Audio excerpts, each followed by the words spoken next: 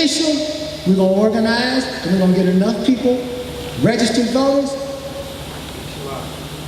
to take you out. If you are a city councilman and you want to allow them to gentrify our community and run us out of affordable housing and relocate us someplace else where it's unlivable, and you didn't stop that, you're going to use the stroke of a pen to cut your political throat.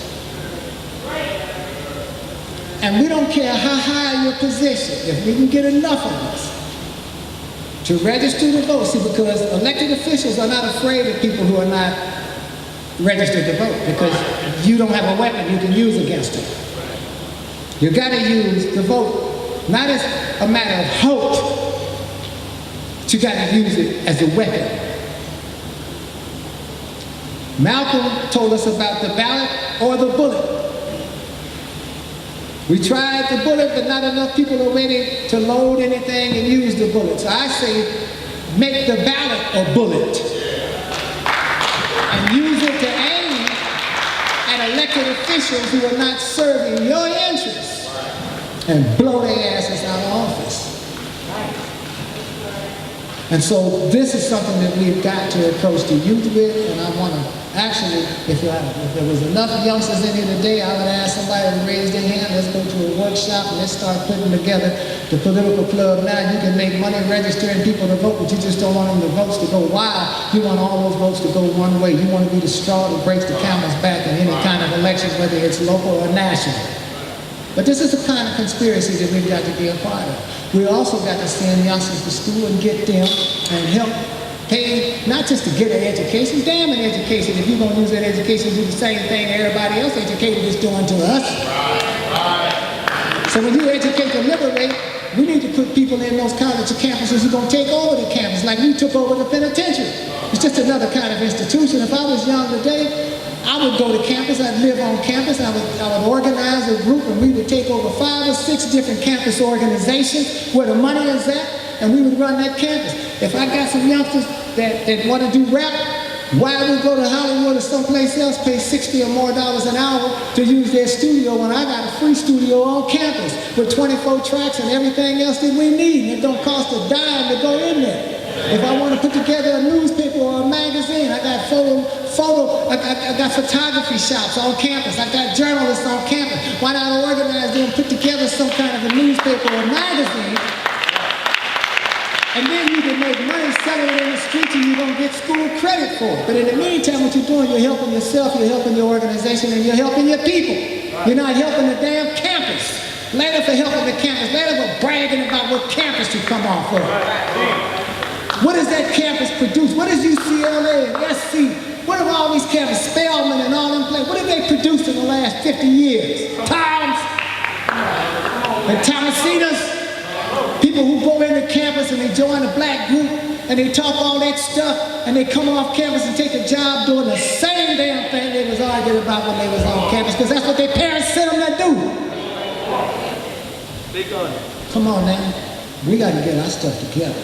We have to wage war on all fronts. The war is being waged against us, and we're not fighting back. And so we have to infiltrate all those areas. We need our own judges. Why do we have to keep saying, bring so-and-so home and bring so-and-so home? If we had paid for the education, sent somebody to law school so they became a lawyer, a prosecutor, a superior court judge, and now they're in the appellate courts, then that comrade there, man or woman, could have looked through the file and took our comrade and sent his ass home. And we didn't have to file no petitions and stand outside no building shouting, screaming, and chanting and carrying on. The last thing I want to do, I want to introduce you to this. And if anybody has anyone that they love inside a prison that's got life without possibility of parole, I want to introduce you to this National Clemency Project. And I'm going to put a stack of these on that table over there, and anybody that wants to pick one up and use this for the purpose that is stated inside this statement, you're free to do so. And I hope you do, and I hope you succeed, because we have other ways of getting people out except through the courts. We have these step-by-step measures of trying to pull our comrades out, and that's what we're working on today. So this right here is called the National Clemency Project. And it says, in the past, several people have told us they would be glad to write a letter for an individual but needed some idea as to what they should say. To give you such an idea, first, head the letter like this: Office of the Governor, State of such and such. Dear Governor. The writer would start off by telling the governor who he or she is and how they know the inmate applying for clemency. Then tell him in your own words why you feel he should grant the inmate clemency in the form of a reduction of sentence at this time. If the writer has had contact with the inmate over the years of incarceration, tell about the changes observed, good conduct, etc. Keep in mind that in regard to executive clemency, the governor looks at it this way. Quote, the applicant committed a crime and was sentenced for it. The sentence imposed has not been completed, but you are asking him to let the inmate be set free earlier. Convince me why I should. Now, this is very important. We are not going before a court of law. The governor does not want to hear that so-and-so is innocent, legal arguments, or how he or she got a bum deal with the system. As soon as he sees a letter going in that direction, he will probably read no further and disregard it. Believe me, our organization has been dealing with them for 30 years. If there is anything along those lines that needs to be raised, we will do so in the packet. Just please don't do it in your letter. These letters should be sent to our office and not directly to the governor, where they would just get lost in the shuffle. Ask anyone willing to provide such a letter, family, friends, acquaintances, etc., to please do so now. Also ask that they use letter-sized paper and write on one side of the page and include their address as well. They can all get their letter back to you, and you can in turn send them all to our office. And they're at 3324 West University Avenue, Suite 237, Gainesville, Florida. And there's a phone number on there. So there's a stack of them over there on that table, and I'm going to actually leave these over there too. Anybody who's interested or knows somebody who should take this and get it filled out and sent in, then you can pick it up over there. At this point, I want to introduce you to Mama Efia, who came all the way out here from South Carolina, who has been working diligently for years, all her life, as a matter of fact. She's been in the movement, in the struggle. She's worked with various organizations, SNCC, Jericho, Malcolm X. Right now, I'm bringing her up and introducing her to you because she can explain in a lot plainer English and better ways than I can how and why this August 21st nationwide strike is going to take place. Also, she can explain to you how we have used all kinds of strategies trying to get political prisoners out of prison. The hardest part is to get the United States government, the State Department, to admit that there is such a thing as a political prisoner in this country. To admit that there is a political prisoner in this country is also to admit that there are some political problems that need to be dealt with inside this country. And the only revolution they want to accept is the 1776 revolution. Anybody else is not a revolutionary, you're just a criminal bandit. Okay, going against all that is good in your world. So she actually had to represent us at a Geneva conference where members of world governments came together in what they call an international periodic review to examine each other's human rights record. And it was the first time that the United States' human rights record was put on the table for examination. It is just one strategy out of many that we have to employ. And so when we hold the Black August commemoration, we want to explain enough to you that you can say to yourself, well, what can I do? How can I get involved? And you can get involved at least in one of these several strategies that we have concocted and been working on, and we haven't brought it to its final conclusion yet. We got to fight all the way to the end of the line. We have to reach our goal, we have to set another, and we got to reach that one too. So at this point, I want to introduce Mama Efia.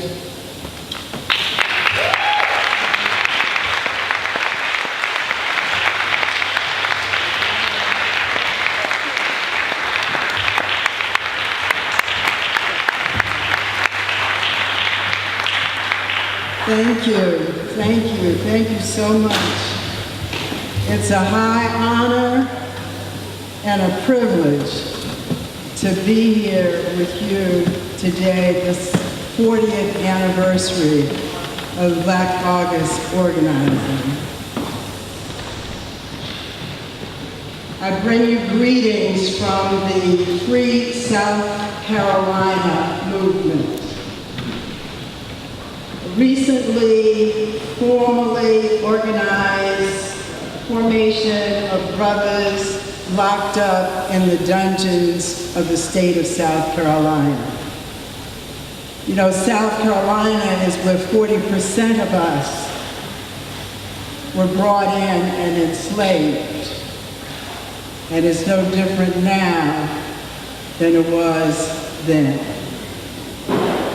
I want to thank the organizers of this event, this commemoration, and the creation of the opportunity for me to be here and to share it with you. To share an event where we are unapologetically commemorating our militant tradition of resistance. That tradition that is left out of the academically acceptable and commercially popular books, movies, documentaries, films, but that sustains us from one day to the next, both inside and out of the penal system. Because even though we're not behind the walls, we're doing the time with those who are.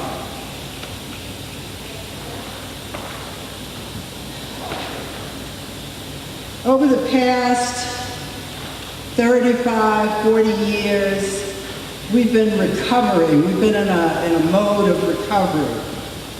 We've been recovering from the murder of Malcolm X, recovering from the murder of Martin Luther King. We've been recovering from the murder of George Jackson and those murdered at Attica. And what Kamasi was saying is that they are the ones who reserved and protected the seeds.